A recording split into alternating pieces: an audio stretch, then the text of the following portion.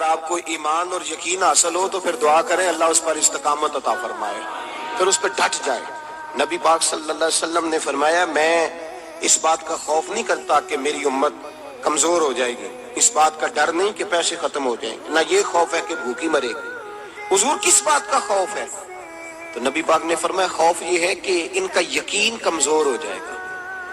یاد رکھیں اگر اعتبار نہ ہو تو گھر نہیں چلتا، تو اگر اللہ رسول پر یقین کامل نہ ہو تو پھر بندہ مسجد نہیں آ سکتا، پھر اس کا دین نہیں چلتا، پھر اس کے لیے مشکل ہے نماز، پھر اس کے لیے مشکل ہے راہ خدا میں خرچ کرنا۔ میرے نبی پاک نے فرمایا یوں نہ کہا کر کے یا اللہ چاہے تو دے چاہے تو نہ دے، جب مالک سے مانگ تو کہا کر یا اللہ تجھی سے مانگنا ہے، میں لے کے اٹھوں گا، تو مجھے دے گا۔ فرمایا جتنا تیرا یقین کامل ہوگا اتنا ہی اللہ تجھے جھولی بھر کے عطا فرمائے گا۔ کمزور سا مسلمان، لڑکھڑاتا سا مسلمان دیکھتا ہوں کرتا ہوں، اور یہ بھی نہ دیکھا کریں بھائی ایمان یقین کو استقامت کے درجے پہ لیں، یہ نہ دیکھا کریں کہ وہ کیسے دے گا، وہ کسی وسیلے کا محتاج نہیں ہے، وسیلے کو پسند کرتا ہے، پر وسیلے کا محتاج وہ بغیر وسیلے کے بھی دے دیتا ہے۔ ہر آدمی ماں باپ کے ذریعے پیدا ہوتا ہے، اگر پیدا کرنا چاہے تو جناب عیسیٰ کو بغیر باپ کے پیدا کر دیتا ہے، اگر پیدا کرنا چاہے تو حضرت آدم کو بغیر ماں اور باپ کے پیدا کر دیتا ہے۔ جب یقین رکھیں، یقین قرآن مجید پڑھیے، حضرت موسیٰ علیہ السلام فرعون کے دربار میں کھڑے ہیں، چاروں جانب دشمن ہی دشمن ہے، جادوگر آ گئے، انہوں نے سانپ چھوڑے، حضرت موسیٰ کے ہاتھ میں ڈنڈا تھا۔ حضرت موسیٰ کہتے ہیں یا اللہ کیا کروں؟ تو اللہ تعالیٰ نے فرمایا اپنا عصا پھینک دو۔ کہنا چاہیے تھا نا کہ یا اللہ ایک ہی تو شے ہے، اتنے سانپ ہے، بچانے کے لیے ڈنڈا ہے وہ پھینک دوں۔ ڈنڈا پھینکا جاتا ہے، سانپ کو دیکھ کر کے قابو کیا جاتا ہے۔ یہ میرا اور آپ کا ذوق ہے نا، لیکن انبیاء کرام کا انداز ملاحظہ کیجئے میرے عزیزو۔ اللہ فرماتے ہیں ڈنڈا اے موسیٰ ڈال دے اپنا عصا، پہلے نہیں فرمایا کہ سانپ بن جائے گا، فرمایا بل تو ڈال دے۔ میں اور آپ ہوتے ہیں تو سام سامنے ہے، ڈنڈا ہاتھ میں ہے، ہم کہیں گے عجیب بات ہے، یہی تو دفاع کی چیز ہے، اسی کو ڈال دوں تو بچوں گا کیسے؟ کہا ڈال دو، تو حضرت موسیٰ نے ڈال دیا، کہا میرے رب کا حکم ہے تو میرے لیے بہتر ہی ہوگا۔ اللہ فرماتے ہیں جب موسیٰ نے ڈالا تو میں نے اس ڈنڈے کو، اس عصا کو اژدہا بنا دیا۔ اب کبھی عصا بھی اژدہا بنے، کبھی چھڑی بھی بہت بڑا اژدہا بنی ہے، لیکن قرآن کہتا ہے جناب موسیٰ نے ڈالا تو اللہ نے اژدہا، بلکہ اس سے پیچھے چلیے، عورتیں کمزور یقین کی ہوتی ہیں نا، جناب موسیٰ پیدا ہوئے تو اللہ فرماتے ہیں میں نے موسیٰ کی ماں کے دل میں بات ڈالی، ماں کے دل میں صندوق میں ڈال کے تو اس کو دریا میں بہا دے۔ اور بھائی صندوق میں کہہ سکتے ہیں نا آکسیجن کیسے جائے گی، اور دریا میں بچے بچنے کے لیے ڈالے جاتے ہیں کہ ڈوبنے کے لیے ڈالے جاتے ہیں۔ ماں کے دل میں یقین کمزور نہیں تھا ماں کا۔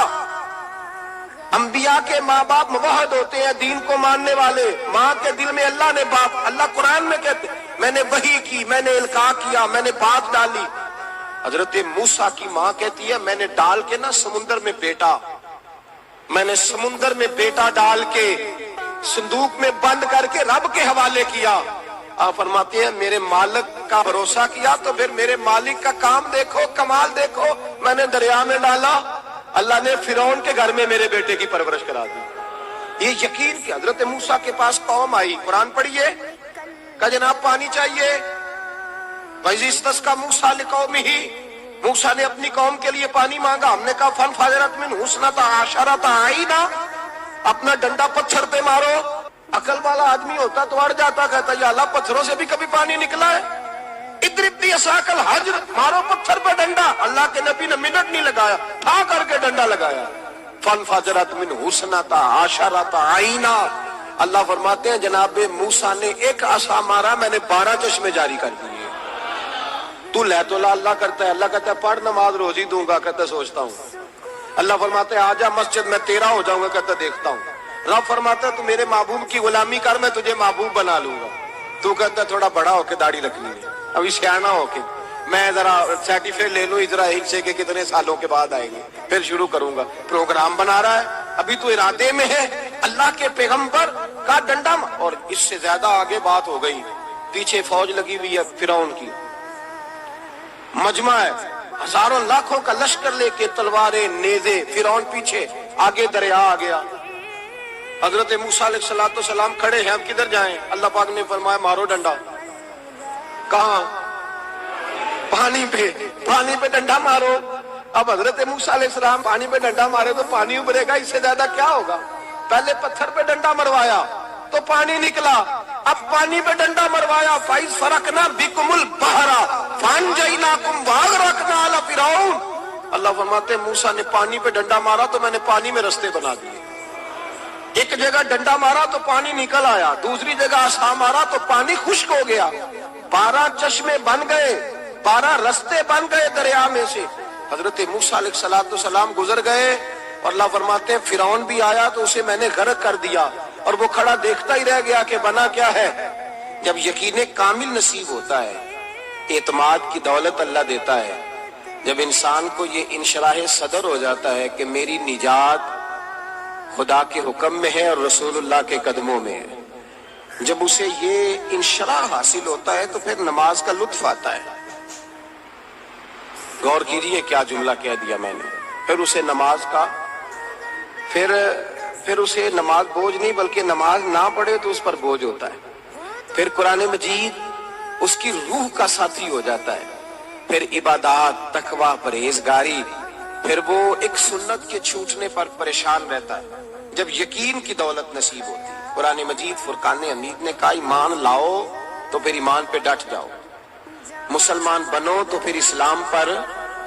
پھر یہ جو کمزوری ہے نا، یہ دیکھتے ہیں، کرتے ہیں، چلتے ہیں، ابھی کل ابھی پرسوں بہانے ہیلے، ابھی میں نماز شروع کرتا ہوں دیکھتا ہوں لا الہ الا اللہ محمد الرسول اللہ صلی اللہ علیہ، جب کسی نے کلمہ پڑھا تو اس پر پورا دین ضروری ہے، پورا۔